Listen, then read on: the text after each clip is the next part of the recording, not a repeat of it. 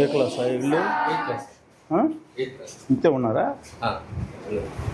ఎంతమంది ఉంటారు? స్ట్రెంత్ 11 మంది ఉన్నారా? చేస్తారు మా తొందరగా పని అయిపోతుంది. ఇట్లా పిన్నింగ్ ఉండి మేము చెప్తాం ఆల్రెడీ. ఓకేనా? ఏంది ఇక్కడ ఫోన్ చేసాం వస్తున్నాము అని చెప్పారు సార్ వాళ్ళు, అందుకని వేసాం సార్ అని అన్నారు.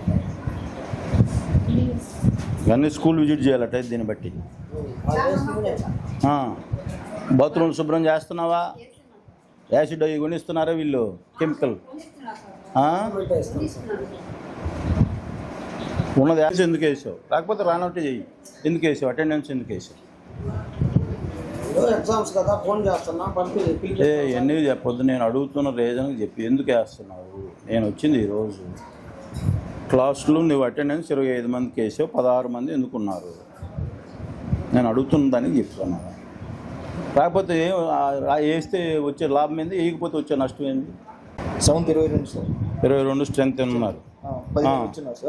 15 మంది ఉన్నారు. 22 కేసులు sir. Okay okay. 8th sir పెడుతున్నారమ్మా అన్నం మీరు? అమ్మా మీరు ఎంతమంది ఉంటారు? 3 ఉంటారా?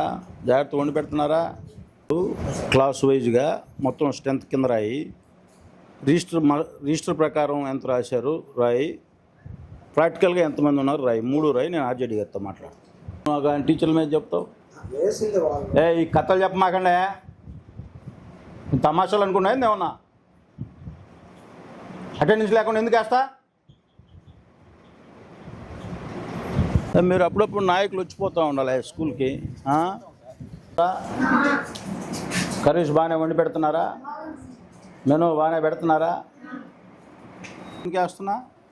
పిల్లల కంటే ఎక్కువ ఎందుకు మా అటెండెన్స్ వేస్తున్నా?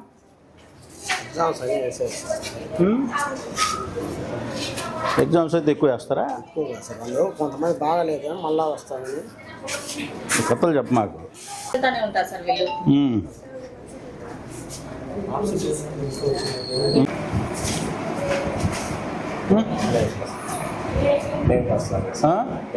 ఎవరు వేశారు? పిలవండి. ఎందుకు ఇట్లా?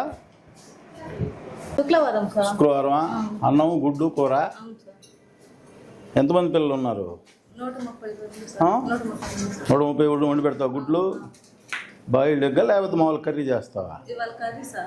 ఏందమ్మా? ఓపెన్ చేయి. అన్నమా ఎన్ని గంటలకు పెడతావా?